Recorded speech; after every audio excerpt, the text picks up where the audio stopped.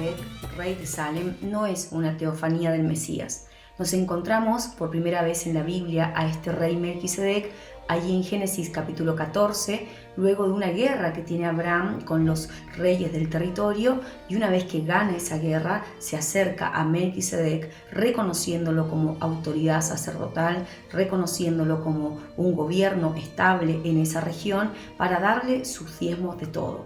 Melquisedec no es una teofanía, ya que aparece como un rey de las ciudades cananeas de su época, pero a pesar de eso es un sacerdote del Dios Altísimo. Eso nos muestra que estaba en ese lugar posicionado estratégicamente de parte de Dios como un instrumento anunciador al pueblo cananeo de que si no se arrepentían el juicio de Dios iba a caer sobre ellos.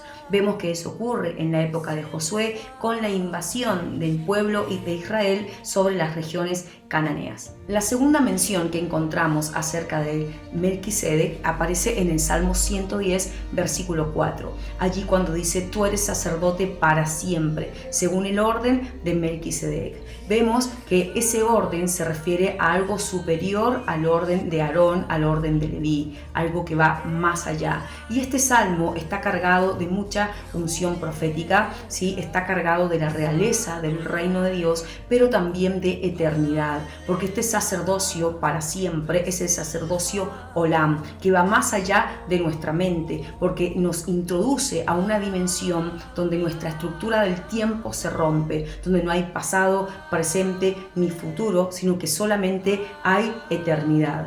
Por eso es que este sacerdote de la orden de Melquisedec es un sacerdocio eterno, que no tiene genealogía, no tiene linaje tampoco. ¿Por qué? Porque no es una figura humana. Por eso es que los conectamos con la tercera mención que aparece bíblicamente en Melquisedec en el libro de Hebreos, donde habla de que es sin genealogía, no tiene padre, no tiene madre, no tiene principio ni fin.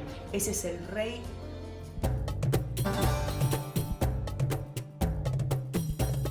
Melquisedec es quien nos muestra al Mesías. Melquisedec es llamado por el autor del libro de los Hebreos como rey de paz. Y el profeta Isaías llama a nuestro Mesías como el príncipe de paz. También vemos que Melquisedec provee a Abraham del pan y del vino como un símbolo de una transferencia de un sacerdocio eterno. Nosotros vemos que el Mesías se dio a sí mismo, se proveyó de sí mismo a través de su cuerpo, de su sangre, símbolo del pan y del vino, para transferirnos un sacerdocio eterno. Gracias al sacrificio del Mesías tenemos un respaldo jurídico y podemos decir consumado es. Tenemos promesa, tenemos juramento, tenemos pacto y testamento. Por eso es que hoy anhelamos su coronación. Él está muy próximo a ser coronado como rey. Por lo tanto, anhelamos su venida, la manifestación de la plenitud de su reino. Y por mientras nos unimos a sus oraciones, a su intercesión por las naciones. Bendito Mesías.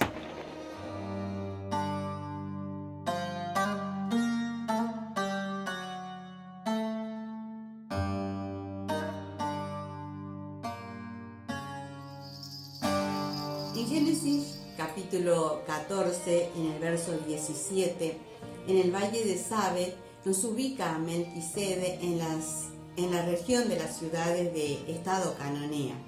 Y esto nos puede parecer contradictorio dentro de ese marco geográfico al estar ahí Melquisedec. Pero Tongés nos dice que el hecho de que Melquisedec se encuentre en esas regiones, en ese espacio y marco geográfico, es el testimonio de Dios para el arrepentimiento y el anuncio del juicio.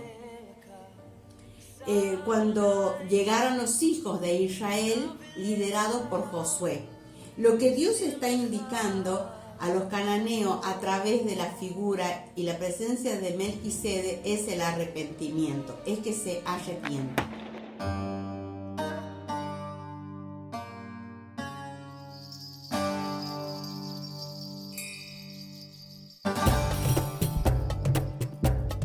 A pesar de tener una pequeña superficie y una población de 500 habitantes, podemos decir que fue una ciudad importante, porque se menciona en los textos de execración egipcio, donde se profieren maldiciones destinadas a enemigos y ciudades de Canaán, incluida Jerusalén.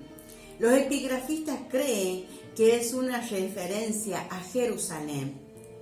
¿Y por qué un imperio tan importante prestaría atención a una ciudad en apariencia tan insignificante? Bien pudiera ser por la identidad de este primer rey de Jerusalén, que había un sacerdote que ministraba a Dios.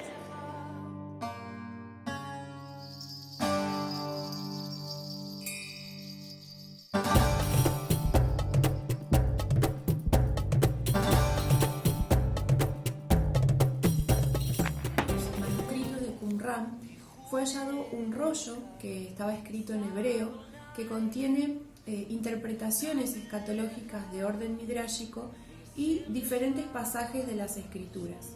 De este rollo se lograron reconstruir 3 columnas sucesivas, una de las cuales tiene como tema principal la liberación, tomando textos como Levítico 25 y Deuteronomio 15. El autor presenta a Melquisedec como un libertador de cautivos de los tiempos finales, a los cuales también llama la heredad de Melquisedec. Además, en su rol de sumo sacerdote, sería él quien estaría a cargo de efectuar los ritos de expiación para condonar los pecados y las iniquidades de los que estaban cautivos de Belial durante Yom Kippur, y también participa a modo de juez escatológico como miembro de la corte celestial o de la asamblea de Dios en el juicio contra Belial y su séquito.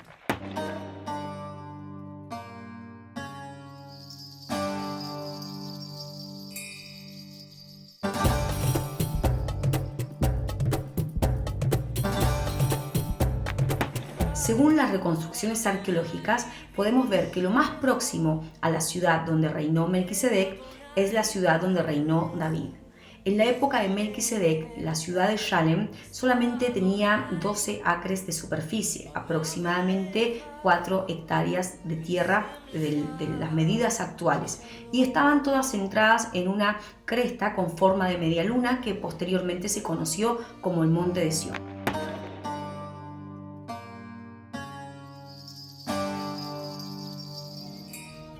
Gracias al hallazgo de un muro de la ciudadela de la primavera de la época de Abraham, podemos deducir que Melquisedec se situó en la época del Bronce Medio II.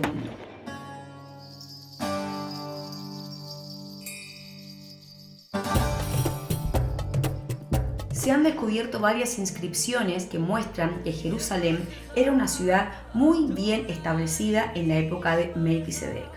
De hecho, en los textos de execración de los egipcios, que datan más o menos del siglo XIX o siglo XVIII antes de la era común, se nombran ciertas maldiciones muy fuertes sobre varias ciudades cananeas, entre ellas la ciudad de Jerusalén, ¿sí? Que para los epigrafistas, según sus estudios, coinciden en que esa ciudad era la llamada Jerusalén de Melquisedec, que en su nombre hebreo sería Jerusalén, que consigue con esta Jerusalén. Entonces podríamos decir que era muy influyente en su época, al punto de que era considerada uno de los enemigos importantes de los egipcios.